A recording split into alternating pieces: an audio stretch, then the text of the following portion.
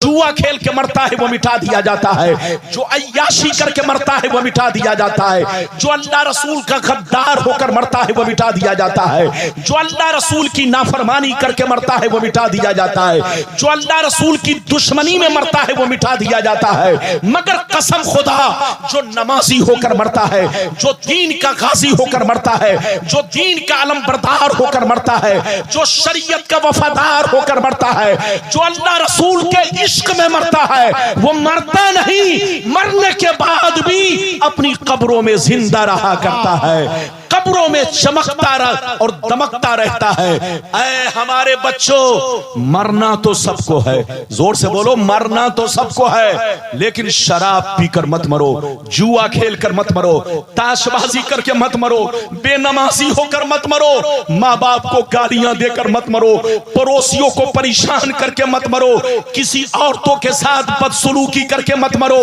मरना तो सबको है, लेकिन याद रखो अल्लाह रसूल का खौफ सीने में लेकर मरो। मरना है तो दीन की मोहब्बत में मरो। पैगंबर फरमाते हैं, जब शराबी को मौत आती है, जुआरी को मौत आती है, बेनमाजी को मौत आती है, जैसे लोग उसके जनाजा को कांधा पर उठाते हैं तो वो चीख चीख कर कहता है, ऐना तज़हबून, ऐना तज़हबून, कहां लिए जा रहे हो, कहां लिए जा रहे हो, रुक जाओ। ऐ हमारे बच्चों, ये मकान मेरा है, ये गाड़ी मेरी है, ये बंगला मेरा है, मुझे घर से मत निकालो, मेरी खैरियत नहीं है, मेरे अंजाम ठीक नहीं है, मुझको यहीं रहने दो। ये कौन कहता है बोलो?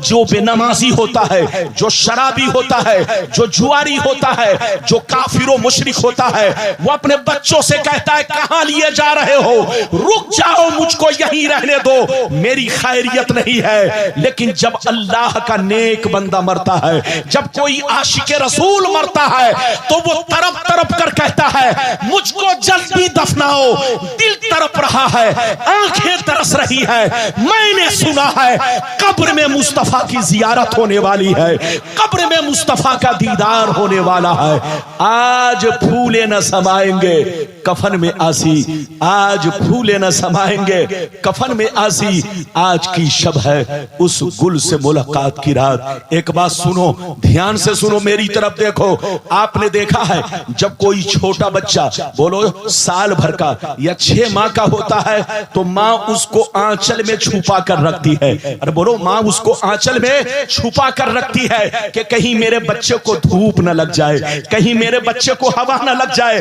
कहीं मेरे बच्चे को वायरस न लग जाए। माँ अपने छोटे बच्चे को आंचल में छुपा कर रखती है।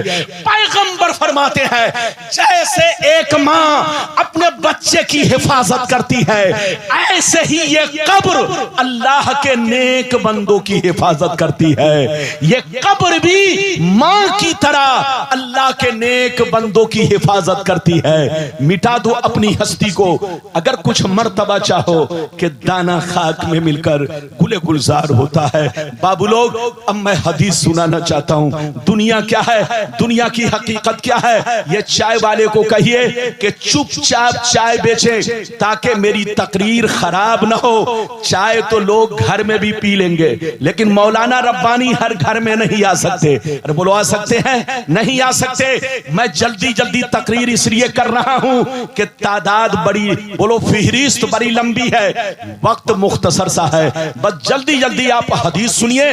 बाबू लोग अदब से बैठिए, इजाजत है तो मैं हदीस सुनाऊं। सारा मजमा अगर हदीस सुनना चाहता है तो हाथ उठाकर बोलो सुभान अल्लाह, और जोर से बोल दो सुभान अल्लाह, और जोर से बोलो सुभान अल्लाह। माशाअल्लाह, गौर से सुनो। तिरमिज़ी शरीफ जिल्दे सानी बाबो सिफतिल जन्ना सफ़ा नंबर 79। अनबी हुरैरता क़ाल क़ुलना या रसूल अल्लाह मा लना इज़ा कुन्ना इंदका रक़्क़त क़ुलूबुना व ज़हदना व कुन्ना मिन अहलिल आखिरा फ़इज़ा ख़रजना मिन इंदिका फ़अनसना अहलीना व शममना औलादना अन करना अनफुसना। क़ाल अलैहिस्सलाम या अबा हुरैरा लौ अन्नकुम तकूनूना इज़ा खरजतुम मिन इंदी कुंतुम अला हालिकुम ज़ालिक लज़ानतकुमुल मलाइकतु फी बुयूतिकुम। हजरत अबू हुरैरा रदियल्लाहु ताला अन्हु फरमाते हैं, एक दफा सरकार से मैंने अर्ज किया, या रसूल अल्लाह हमें क्या हो गया है, आपकी बारगाह में रहते हैं, खूब नमाज पे नमाज पढ़ते हैं, अल्लाह का खौफ रखते हैं, आखिरत का डर रखते हैं, मगर या रसूल अल्लाह जैसे चला जाता हूँ, बाल बच्चों से मुलाकात करता हूँ, रिश्तेदार से मिलता जुलता हूँ, हालत बदल जाती है।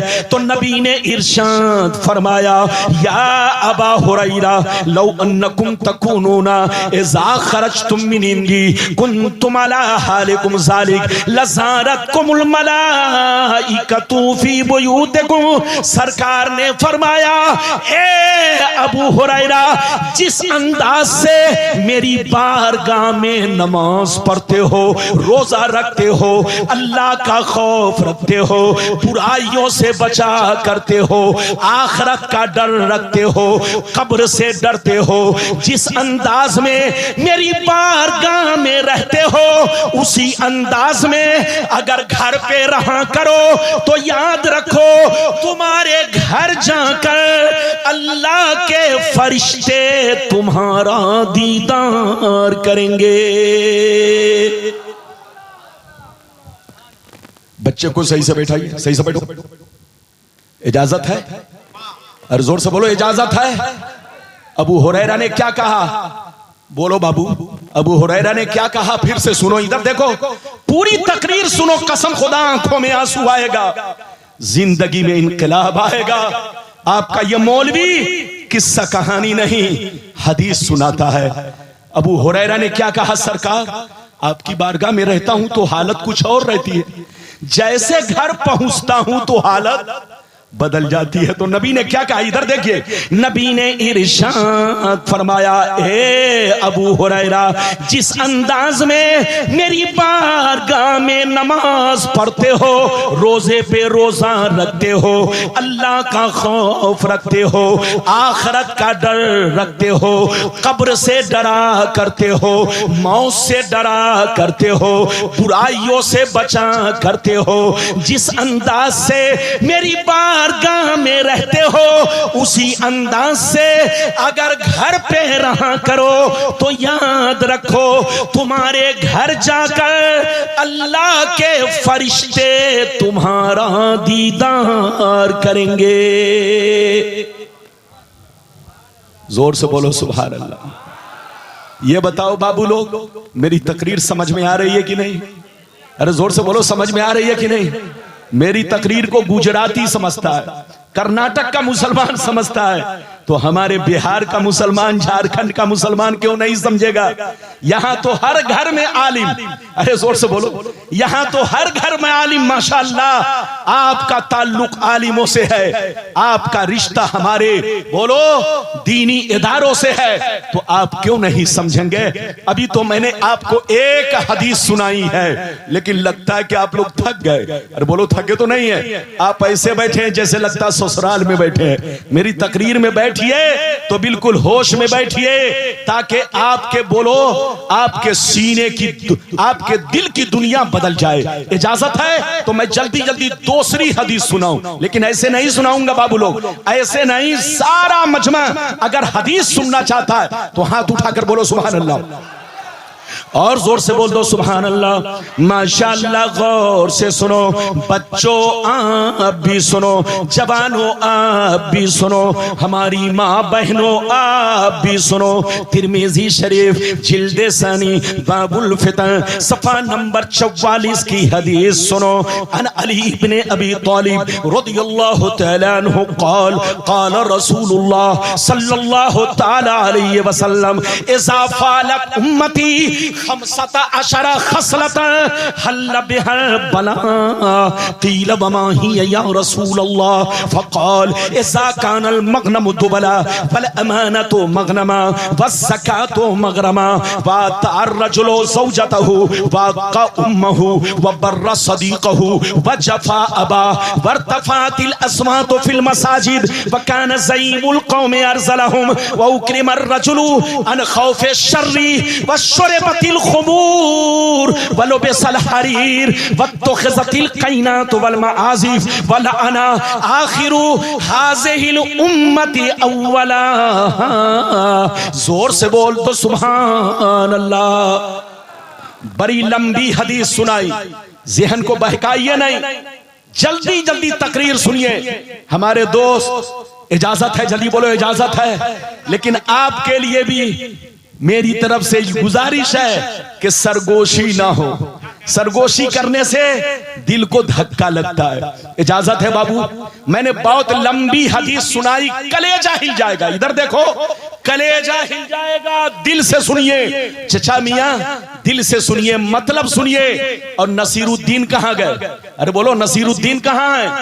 हमारा नसीरुद्दीन और रिजाउल दोनों भाई माशाअल्लाह। सब लोग ध्यान से सुनिए, उलमा भी सुने, मैं अपने आप को भी सुनाता हूं। अरे बोलो मैं अपने आप को भी सुनाता हूं। इधर देखिए, मैंने जो हदीस सुनाई मतलब सुनिए। नबी ने इरशाद फरमाया, आका ने इरशाद फरमाया, जिस दिन मेरी उम्मत में 15 खराबियां समा जाएंगी, चारों तरफ से मुसीबतें घेर लेंगी, बलाएं घेर लेंगी, मुसीबतें घेर लेंगी। सहाबा ने अर्ज किया, या रसूल अल्लाह, वो 15 खराबियां क्या है, वो 15 बुराइयां क्या है? तो नबी ने सबका नाम ले लेकर शुमार किया। इधर देखो, नबी ने इरशाद फरमाया, इज़ा कानल मग़नमु दुबला वल अमानतु मग़नमा वज़्ज़कातु मग़रमा इला आखिरिल हदीस। पैगंबर ने फरमाया, जब लोग माले गनीमत को अपना माल समझने लगे, किसी की अमानत को अमानत ना समझे, अमानत में खयानत करने लगे, ज़कात देने को तावान समझने लगे, लोग बीवी की बात माने, माँ को नाराज रखे, दोस्त से मोहब्बत करे, बाप पर जुल्म करे, मस्जिद में लड़ाई करे, गुंडों की ताजीम करे, चोर बेईमानों को अपना सरदार बना ले, शराब नोशी आम हो जाए, ज़िनाकारी आम हो जाए, रेशमी कपड़े आम हो जाए, गाने बजाने का सामान लोग घरों में भर डाले, लोग सड़कों पर लौंडियों से नाच करवाएं, लौंडियों से डांस करवाएं। दुनिया से जो अच्छे लोग गुजर गए, लोग उनको गालियां दे, लोग उनको बुरा भला कहे। जिस दिन ये 15 खराबियां मेरी उम्मत में समा जाएगी, चारों तरफ से मुसीबतें घेर लेंगी। इधर देखो, आज लोग कहते हैं कि मुसलमान बड़ा परेशान है। अरे बोलो, कहते हैं कि नहीं? लोग कहते हैं कि सुन्नियत बर्बाद हो रही है। क्या हो रही है? बोलो, लोग कहते हैं ना मुसलमान परेशान है। लोग कहते हैं कि सुन्नियत बर्बाद हो रही है, जलसा से कोई फायदा नहीं। तो हजरात एक बात सुनिए, अगर कोई मरीज डॉक्टर के पास जाए और डॉक्टर से कहे, डॉक्टर साहब मुझे शुगर हो गया है, डॉक्टर साहब ने दवा लिख दी, लेकिन कहा कि दवा तो लिख दिया है, लेकिन सुन लो, तुमको मीठी चीज से परहेज करना होगा। मरीज गया, दवा खाता रहा, लेकिन खूब मिठाई खाई, खूब रसगुल्ला खाया, खूब पेड़ा खाया, तो सीने पर हाथ रखकर बताओ उसका शुगर कम होगा? नहीं होगा। क्यों? तो डॉक्टर की गलती है कि मरीज की गलती है? जोर से बोलो, मरीज की गलती है। डॉक्टर ने तो दवा लिख दिया, लेकिन जोर से बोलो, मरीज परहेज नहीं करेगा तो दवा फायदा नहीं करेगी। सुन्नियत उसी वक्त आपकी बचेगी जब आप अपनी हालत को सुधारोगे, वरना मौलाना रब्बानी 1 करोड़ हदीस सुना दे, आप पर वो हदीस असर अंदाज नहीं होगी। पहले अपनी हालत सुधारो, स्टेज की हालत सुधारो, जलसे की हालत सुधारो। इधर देखो, तुम अपना माहौल सुधारो, तब सुन्नियत बोलो बचेगी। कौन जुमला स्टेज पर बोलना चाहिए, कौन नारा स्टेज पर लगना चाहिए और कौन नारा नहीं लगना चाहिए। जलसे में हर आदमी अंगूठा छाप नहीं है, बड़े बड़े पढ़े लिखे लोग भी आते हैं, लेकिन जैसे अनाप शनाप जुमला सुनता है, वो पढ़ा लिखा तबका उठकर चला जाता है कि ये मौलवी को क्या हो गया है, ये मौलवी क्या कर रहा है। तो सुन्नियत बर्बाद जो हो रही है, उसकी वजह यह है हमारे हालात बिगड़ गए, हमारे हालात बदल गए। पहले हम अपनी हालतों को सुधारे। उलमा को चाहिए कि इस चीज पर मीटिंग करे कि कौन सा जुमला बोलना चाहिए, कौन सा जुमला बोलना नहीं चाहिए। नारा लगे तो किस तरह नारा लगे, सुन्नियत की शनाख्त क्या है, ये सब बातें उलमा की जिम्मेदारी है। बाबू लोग, तो हम अपनी बीमारी उसी वक्त अपनी बीमारी से बच सकते हैं। पहले परहेज करना, हाथ उठाकर बोलो, जरूरी है। ये मैंने मुख्तसर अंदाज में, चाहता तो हूं कि बहुत कुछ बयान करूं, लेकिन कसम खुदा आपसे भी डरता हूं, इनसे भी डरता हूं, उलमा से भी डरता हूं, सबसे डरता हूं। चाहता हूं कि हक बयान करूं ताकि लोग हमारी सुन्नियत महफूज रहे, लेकिन डरता हूं कि कहीं ऐसा ना हो फतवे की जद में मेरी जिंदगी आ जाए। अल्लाह की पनाह। इसलिए भाइयों, जरूरत है कि हमारे सारे उलमा इस चीज को गौर करें। आज मौलवी कहता है कि जलसे से कोई फायदा नहीं है। जलसे से फायदा इसलिए नहीं है कि सुनने वाले की नीयत अलग है। जोर से बोलो, जलसा कराने वाले की नीयत अलग है। जलसा कराने वाले का मकसद भीड़ इकट्ठा करना है, पिंडाल लगाना है, एलिवेटाइज करना है, उसका मकसद दीन फैलाना नहीं है। तो नीयत सबकी बदली हुई है। अल्लाह आपको, हमको, सबको अपनी हिफाजत में रखे। ये बात चली तो मैंने कह दिया है। सुन्नियत को बचानी है तो पहले अपने आप को बदलो, अपने आप पर गौर करो कि हम नमाज नहीं पढ़ रहे हैं, बुजुर्गों के मजार पर जाते हैं तो हाजिरी किस तरह से देनी चाहिए और किस तरीके से हाजिरी नहीं देनी चाहिए। औरतों को जाना चाहिए कि नहीं, मजार पर चादर चढ़ाने का क्या तरीका है। इन सब बातों पर गौर करने की जरूरत है, अमल करने की जरूरत है। ये बात चली तो मैंने कह दिया है। अब आगे चलिए, मैं तीसरी हदीस सुनाता हूं, इजाजत है। चूंकि घड़ी तो पहनकर तकरीर नहीं कर रहा हूं। अरे बोलो, घड़ी है। जब से मोबाइल निकला है तब से ये आपका मौलाना घड़ी तो छोड़िए, अंगूठी भी पहनना बंद कर चुका है। अरे बोलिए, अंगूठी कहीं और कुछ निकलेगा तो अब मौलाना सादा अंदाज में आएंगे। इधर देखिए, जुब्बा कुब्बा जो पहन कर आ रहे हैं, अब सिर्फ कुर्ता पाजामा में तकरीर होगी। याद रखिए, अब कुछ दिनों के बाद तो ऐसा होने वाला है कि मौलवी लोग तकरीर करेंगे लेकिन कोई सुनने वाला नहीं होगा। बोलो कैसे? जैसे मोबाइल ने टार्च की कंपनी को बंद कर दिया, रेडियो की कंपनी को बंद कर दिया, हर डिपार्ट में बोलो नुकसान पहुंचाया, ऐसे ही लोग सोचेंगे जलसे में क्यों जाए, तेल क्यों जलाएं, पेट्रोल क्यों जलाएं। रब्बानी साहब की तकरीर हम बैठे बैठे घर मोबाइल पर सुन लेंगे तो याद रखो वो जमाना अनकरीब आने वाला है। जलसों का माहौल ये नेट वाले सब जनाब, अब मत पूछिए, देख रहे हैं एक चैनल नहीं, कम से कम 20 चैनल है। ये लोग तो और हम लोगों पर कहर ढाए हुए हैं। आपको मालूम है, ये लोग जब हम लोगों की तकरीर जब मोबाइल पर डालते हैं तो किसी के सामने कुत्ता की तस्वीर, किसी के सामने बंदर की तस्वीर, किसी के सामने बकरी की तस्वीर। मौलाना के मुंह से बकरी निकली तो बकरी की तस्वीर बना दिया, मौलाना के मुंह से बंदर निकला तो बंदर की तस्वीर बना दिया। ऐसी गलती बाबू लोग मत करो। चैनल चलाओ, दीन फैलाओ, लेकिन अपने उलमा का मजाक मत उड़ाओ, अपने उलमा की इमेज मत घटाओ। आप ऐसा करोगे तो दुनिया क्या समझेगी। अल्लाह आपको हमको सबको हिदायत दे। ये बात चली तो मैंने कह दिया है, इजाजत दीजिए तो मैं आपको तीसरी हदीस सुनाऊं। इजाजत है, जल्दी बोलो, लेकिन ऐसे नहीं, हाथ उठाकर बोलो सुभान अल्लाह। अभी बोल रहे हैं आधा घंटा हुआ।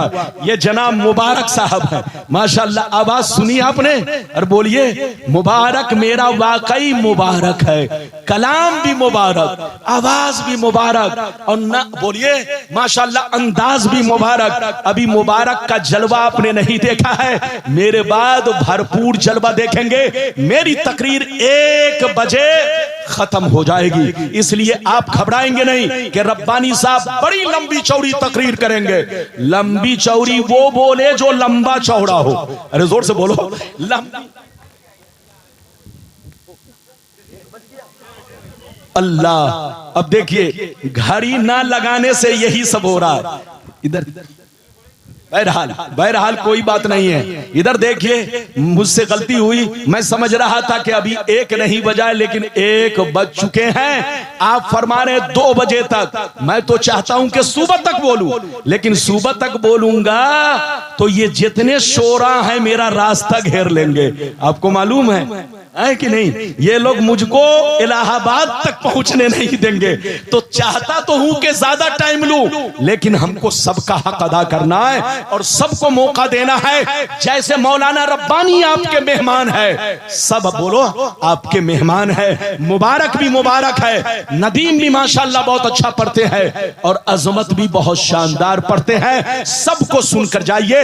बाबू लोग तीसरी हदीस सुनाना चाहता हूं, लेकिन ऐसे नहीं एक भी हाथ नीचे ना रहे, जल्दी से हाथ उठाकर बोलो सुभान अल्लाह, और जोर से बोल दो सुभान अल्लाह, और जोर से बोलो सुभान अल्लाह। माशाअल्लाह, गौर से सुनो। मिशकात शरीफ जिल्दे अव्वल बाबुल कबाइर सफा नंबर 17 की हदीस सुनो।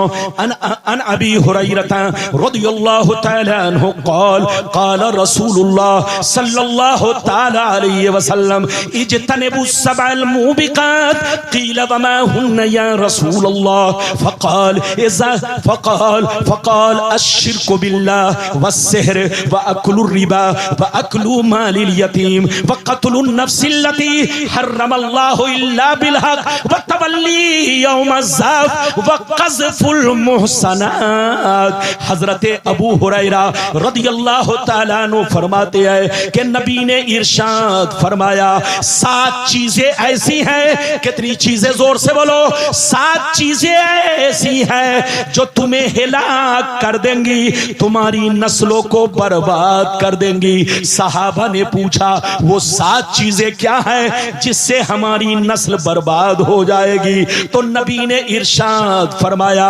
पहला नंबर अल्लाह के साथ किसी को शरीक ठहराना, दूसरा नंबर किसी मुसलमान को बर्बाद करने के लिए जादू सीखना सिखाना, तीसरा नंबर किसी गरीब की मदद ना करना, पैसा देकर उनसे रिश्वत खाना, चौथा नंबर किसी कमजोर मुसलमान की जमीन पर नाजायज कब्जा करना, उनके माल को नाजायज तरीके से खाना, पांचवा नंबर किसी मुसलमान का नाहक खून बहाना, छठवां नंबर दीन की बात आ जाए तो पीठ दिखाकर भागना, सातवां नंबर किसी मुसलमान मर्द या औरत पर झूठा इल्जाम लगाना। ये 7 चीजें ऐसी हैं जो तुम्हारी नस्लों को मिटा देंगी। इधर देखिए, दुनिया में सबसे बड़ा गुनाह शिर्क है। क्या है? हाथ उठाकर बोलो। आपको पता है, जैसे मान लीजिए ये बच्चा है ना, अरे बोलो, इस बच्चे को अल्लामा हसन रजा के मुकाबले में पेश किया जाए तो बोलो इनकी तौहीन है कि इज्जत बढ़ेगी? अरे बोलो। तो एक छोटे से बच्चे को एक जिम्मेदार आलिम के सामने, जिम्मेदार नकीब के सामने इनके मुकाबले में पेश करना, ये बोलो इनकी बहुत बड़ी तौहीन है। तो दुनिया में वो सबसे बड़ा मुजरिम है जो अल्लाह के मुकाबले में कीड़े मकोड़े, बोलो कुत्ता बिल्ली बंदर छछूंदर को बोलो पेश करता है। उससे बड़ा मुजरिम, उससे बड़ा गुनहगार, उससे बड़ा जहन्नमी इस दुनिया में कोई नहीं है। और दूसरे नंबर पर नबी ने क्या कहा? जादू सीखना सिखाना। किसी मुसलमान को बर्बाद करने के लिए जादू सीखना सिखाना। नबी ने फरमाया कि जो ऐसा करेगा उसकी नस्लें बर्बाद हो जाएंगी। तीसरा नंबर नबी ने फरमाया गरीब भाई की मदद करो, लेकिन उनकी मदद ना करके उनको पैसा देकर उनसे रिश्वत खाना। अगर तुम रिश्वत खाओगे तो याद रखो तुम बर्बाद हो जाओगे। चौथा नंबर किसी गरीब मुसलमान के पैसे को नाजायज तरीके से या उनकी जमीन को नाजायज तरीके से कब्जा करना, उनका माल छीन कर गुंडागर्दी से पिस्तौल दिखाकर खाना। नबी ने फरमाया अगर ऐसा तुमने किया तो ये गुंडागर्दी तुम्हारी नस्लों को बर्बाद कर देगी। चार चीजें, पांचवी चीज पैगंबर ने फरमाया किसी मुसलमान का नाहक खून बहाना। छठवां नंबर दीन की बात आ जाए तो पीठ दिखाकर भागना। सातवां नंबर किसी मुसलमान मर्द या औरत पर बगैर प्रूफ के, बगैर सबूत के, किसी आलिम मौलाना पर, किसी जोर से बोलो आम आदमी पर, चाहे मर्द हो या औरत, बगैर किसी सबूत के सिर्फ बोलो झूठी खबरों पर अमल करते हुए उन पर झूठा इल्जाम लगाना, इससे बचो वरना तुम्हारी नस्लें बर्बाद हो जाएंगी। अभी आपने 3 हदीसें सुनी, इजाजत दीजिए तो बाबू अब मैं चौथी हदीस सुनाता हूं, इजाजत है? लेकिन लगता है कि आप लोग थक गए। ये बताओ अब तक मैंने किस्सा कहानी बयान की, जोर से बोलो किस्सा कहानी बयान नहीं की ना, अभी तक मैंने हदीस। अब मैं आपको चौथी हदीस बयान करना चाहता हूं, इजाजत है? तो बाबू लोग सारा मजमा हाथ उठाकर बोलो सुभान अल्लाह, और जोर से बोल दो सुभान अल्लाह, और जोर से बोलो सुभान अल्लाह। माशाअल्लाह गौर से सुनो, तिरमिज़ी शरीफ जिल्दे सानी बाबु ज़ुहद सफ़ा नंबर 56 की हदीस सुनो। अनिल मुस्तौरिद इब्न शद्दाद क़ाल कुन्तु मअ रकबिल लज़ीना वक़फ़ू मअ रसूलिल्लाह सल्लल्लाहु अलैहि वसल्लम अला सख़लतिल मैता फ़क़ाल अलैहिस्सलाम अतरौना हाज़िही हानत अला अहलिहा हीना अलक़ौहा क़ालू मिन हवानिहा अलक़ौहा या रसूल अल्लाह फ़क़ाल अद्दुनिया अहवनु अलल्लाह मिन हाज़िही अला आलिया। हजरत मुस्तौरिद बिन शद्दाद कहते हैं एक दफा हम लोग सफर कर रहे थे। क्या कर रहे थे? जोर से बोलो। हम लोग सफर कर रहे थे, नबी आगे आगे चल रहे थे, हम लोग पीछे पीछे चल रहे थे। एक मकाम पर पहुंचे जहां पर कूड़ा खाना था, एक बकरी का मरा हुआ बच्चा पड़ा था। उस कूड़े खाने पर एक बकरी का मरा हुआ बच्चा पड़ा था। नबी देखने लगे, जब नबी देखने लगे तो सहाबा भी देखने लगे। जब सब लोग देखने लगे तो नबी ने फरमाया ओ सहाबा, ये बकरी का बच्चा जब तक जिंदा था मालिक मोहब्बत कर रहा था, मालिक घर में बसा कर रखे हुआ था, लेकिन जैसे मर गया है रिश्ता जिंदगी टूट गया है। हकीर समझकर, घटिया समझकर, जलील समझकर घर से निकाल कर कूड़े खाने पर फेंक दिया है। सहाबा ने कहा हाँ या रसूल अल्लाह, जब तक बकरी का बच्चा जिंदा था मालिक इसे तलाश किया करता था, मालिक बेचैन रहा करता था बकरी का बच्चा कहाँ है, लेकिन आज मर गया है तो हकीर समझकर, घटिया समझकर कूड़े खाने पे डाल दिया है। है। ओ सहाबा, ये दुनिया भी इसी तरह है। इस दुनिया को पहचानो, अल्लाह से मोहब्बत करो, अल्लाह का खौफ रखो, आखिरत का डर रखो। ये मियां बीवी की मोहब्बत फानी है, ये बच्चों की मोहब्बत फानी है। जब तक आंखें खुली है, आपका बेटा आपसे मोहब्बत करता है, आपकी बीवी आपसे मोहब्बत करती है, आपके रिश्तेदार आपसे मोहब्बत करते हैं। लेकिन जिस दिन आंखें बंद हो जाएगी, रूह निकल जाएगी, बेटा भी कहेगा जल्दी घर से निकालो, बीवी भी कहेगी जल्दी घर से निकालो, रिश्तेदार भी कहेंगे जल्दी घर से निकालो। तो आए हमारे बच्चों, इस दुनिया को पहचानो, मरना सबको है, कब्रिस्तान सामने मौजूद है। जरा जाओ गौर करो, इसी कब्रिस्तान में तुम्हारे दादा लेटे हुए हैं, तुम्हारी माँ आराम कर रही है, तुम्हारे गांव के बड़े बड़े लोग इसी कब्रिस्तान में आराम कर रहे हैं। तुमको भी एक न एक दिन उसी कब्रिस्तान में पहुंचना है, और जब पहुंचना कन्फर्म है, जोर से बोलो, पहुंचना कन्फर्म है, तो शराब से तौबा करो, जुआ से तौबा करो, रिश्वत से तौबा करो, ज़िनाकारी से तौबा करो, बुग़्ज़ो हसद से तौबा करो, छोटे बड़े गुनाह से तौबा करो, सोने से पहले तौबा करो, आंखें खुले तो उस वक्त भी तौबा करो, नमाज के लिए मुसल्ला पर आओ तो सबसे पहले गुनाहों से तौबा करो।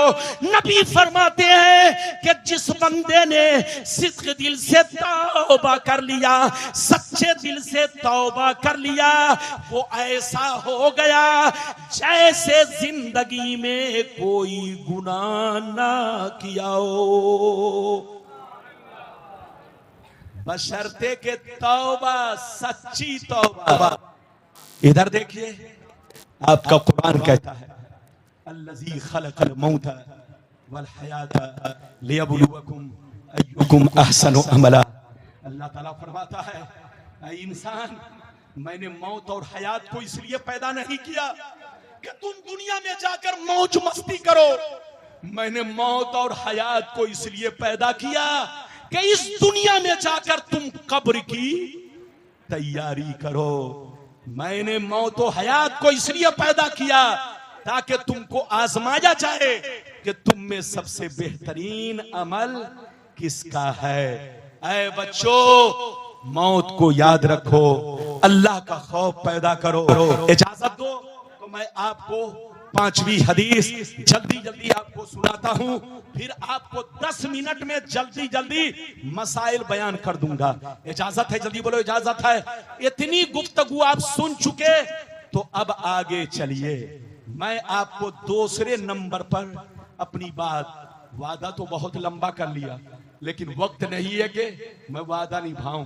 लेकिन आपको एक बात बताऊं। कहां जा रहे बाबू? ए बाबू, इस्तिंजा की जरूरत, बैठिए, चुपचाप से बैठिए। 1 बजने तक मेरी तकरीर आप खत्म हो जाएगी। बिल 1 बजे, 1 तो बज ही गए हैं, लगभग 1:30 बजे या 1:40 तक मेरी तकरीर आप खत्म पाएंगे इंशाअल्लाह।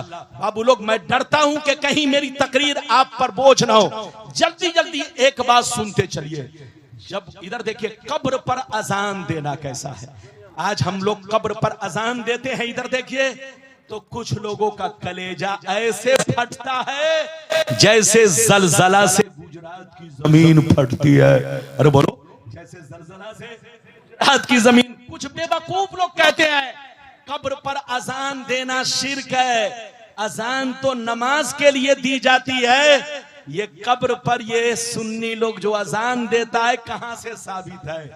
आज के बाद से कोई कहे तो सीधा जवाब क्या दीजिएगा? इधर देखिए कि तुम जाहिल हो, तुम बेवकूफ हो। अजान सिर्फ नमाज के लिए नहीं, जोर से बोलो, अजान सिर्फ नमाज के लिए नहीं, बहुत सारी चीजों के लिए अजान देने का हुक्म है। नबी ने फरमाया, जब आग लग जाए तो अजान दिया करो, जब कोई बला नाजिल हो तो अजान दिया करो। फुकहा फरमाते हैं, जब किसी को मिर्गी आ जाए तो आजान दिया करो, आजान दिया करो। जब किसी को मिर्गी आ जाए तो आजान दिया करो। आपने अभी 2 साल पहले देखा कोरोना की हवा जिस वक्त थी, उस वक्त पूरे मुल्क में हर आदमी अपने घरों पर आजान देता था। तो आजान सिर्फ नमाज के लिए नहीं बल्कि आजान देने का हुक्म नबी ने फरमाया कि जब कोई बला नाजिल हो, जब कोई मुसीबत नाजिल हो तो आजान दिया करो, क्योंकि आजान देने से बलाएं दूर होती हैं। बोलिए आजान देने से, जोर से बोलो। अच्छा ये बताइए, जब कोरोना बीमारी आई तो पूरे भारत में लोग, बोलो, जैसे ऐशा का वक्त होता, सन्नाटा होता, हर घर पे अजान। उस वक्त ये मौलवी मौलाना कहाँ गए? अरे बोलो, इनसे क्यों नहीं पूछा? मौलाना लोग कब्र पर अजान देते हैं तो तुम्हारा कलेजा फट जाता है। ये मकान पर जो घर घर में अजान हो रही है, मस्जिद तो एक जगह है ना, यहाँ हर घर को मस्जिद बना दिया। बोलो हर जगह अजान, ये कहां से साबित है? तो उनकी नानी मर जाएंगी, जवाब नहीं दे पाएंगे। इधर देखिए, हदीस में आया है कि अजान, बोलो, अजान से बरकतें नाजिल होती है, रहमतें नाजिल होती है, बलाएं दूर होती है। आप सुनिए, नबी ने फरमाया कि जब बच्चा पैदा हो तो आजान दिया करो। जोर से बोलो, जब बच्चा पैदा हो तो आजान दिया करो। जब घर में, जोर से बोलो, जब कोई मुसीबत आए तो आजान दिया करो। जब किसी को मिर्गी आ जाए तो आजान दिया करो, क्योंकि आजान देने से बलाएं दूर होती हैं। कब्र पर अजान देने से 3 फायदे। कै फायदे? जल्दी बोलो। कब्र पर अजान देने से कै फायदे? जल्दी सुन लो, कै फायदे? 3 फायदे। पहला फायदा ये कि मरने वाले को सवाब पहुंचता है, मरने वाले की कब्र पर रहमत की बरसात होती है। पहला फायदा, मरने वाले की कब्र पर अल्लाह के जिक्र से रहमत की बरसात होती है। दूसरा फायदा, कब्र में मुनकर नकीर 3 सवाल करेंगे। अजान देने से मय्यत के कानों में जब अजान की आवाज पहुंचती है तो उनको जवाब देने में आसानियां होती है। तीसरा फायदा सुन लो, मरने के बाद मय्यत की रूह कुछ देर फरिश्ते अपने हाथ में रखते हैं। मरने के बाद मय्यत की रूह कुछ देर फरिश्ते अपने हाथ में रखते हैं। जब कोई गुस्ल देता है तो मय्यत फरिश्ते उसको दिखाते हैं, देख तुम्हें कौन नहला रहा है। जब उस पर कोई रोता है, कोई गम करता है, कोई मातम करता है तो फरिश्ते उसको दिखाते हैं, देख ये तुम्हारे लिए रो रहा है। कोई उसको गालियां देता है तो फरिश्ते उसकी रूह को दिखाते हैं, देख ये तुमको गालियां दे रहा है। इधर देखिए, जब मय्यत को गुस्ल दे दिया जाता है, कब्र में उतार दिया जाता है, जब लोग मिट्टी देकर अपने घर को वापिस होते हैं तो अल्लाह के फरिश्ते उनकी रूह को उनके बदन से जोड़ते हैं, और उनको सारा मंजर दिखलाते हैं।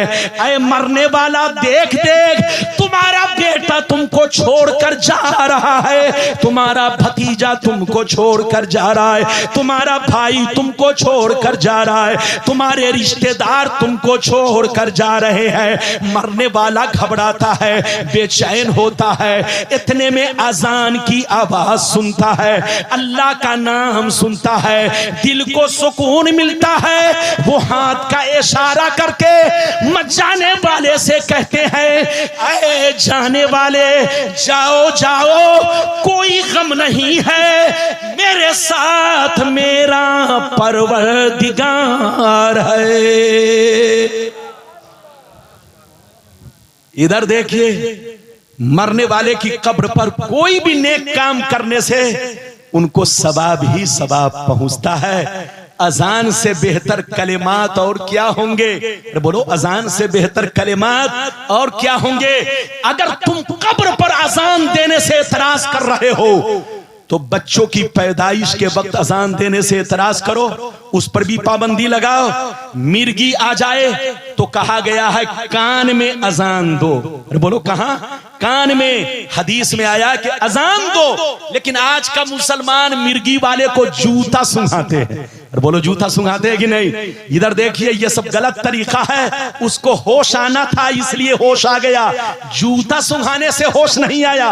उतने देर में उसको होश आना ही था। नबी फरमाते हैं कि जब किसी को मिर्गी आ जाए तो उसके कान के पास अपना मुंह करीब करो और अजान के कलिमात कहो, सुनते ही उसको होश आ जाएगा। ये सब बातें हैं, बयान करूं तो घंटों लग जाएगा। अब मसला मैं बयान कर दूं 10 मिनट में, क्योंकि अगर सब बातें बयान करूंगा तो हो सकता है कहीं 2 बज जाए और बोलिए मेरा घेराव हो जाए। बोलिए इजाजत है? सब हंस रहे। ये नदीम मेरा बहुत मुस्कुरा रहा है। सबसे पहले मेरा रास्ता यही घेरेगा, यही घेरेगा। अजमत तो माफ कर देगा, लेकिन सबसे पहले नदीम रास्ता घेरेगा। बात तो बहुत है, लेकिन मैं माफी के साथ कहता हूं कि जो बातें रह गई, इधर देखिए माफ कीजिएगा, लेकिन कुछ मसाइल मैं जल्दी जल्दी 5 मिनट में बयान करूं। इजाजत है? लेकिन ऐसे नहीं हाथ उठाओ। ये चच्चा मियां ऐसे बैठे हुए हैं जैसे लगता है समधियाने में बैठे हैं। सही से बैठिए, मेरी नजर सबको देख रही है। इजाजत है? जल्दी बोलो इजाजत है? इजाजत है तो अब मसला सुनिए। इधर देखिए, मसला सुनिए। मरने के बाद तीजा करना, 40वां करना, 10वीं करना, बोलो 20वीं करना, सब जायज है। अरे बोलो क्या है? मय्यत के लिए, इधर देखिए, मय्यत के लिए अगर कोई 10वीं का दिन मुतय्यन करता है, तीजा का दिन मुतय्यन करता है, 40वां का दिन मुतय्यन करता है, तो भी जायज है। और मुतय्यन ना करे, हर दिन फातिहा करे, हर दिन कुरान पढ़े, तो भी जोर से बोलो जायज है, अच्छा काम है। लेकिन सुन्नी लोग 40वां इसलिए करता है कि इस 40वां को आदमी की पैदाइश से बहुत गहरा ताल्लुक है। आपको पता है? इसको बैठाइए, जल्दी बैठाइए, 2 मिनट के लिए। वो जा रहा है छोकरा, तो जाने दीजिए। इजाजत है? इधर देखो, जब आदमी पैदा होता है तो आपको मालूम है कैसे पैदा होता है? इधर देखिए, मां के पेट में जब पानी पहुंचता है तो वो पानी 40 दिन में खून बनता है। क्या बनता है? उसको खून बनने में कितना दिन लग जाता है? जब मां के पेट में बोलो पानी पहुंचता है तो उसको खून बनने में कितना दिन लगता है? 40 दिन। फिर 40 दिन के बाद गोश्त का लोथरा बनता है। क्या बनता है? गोश्त का लोथरा।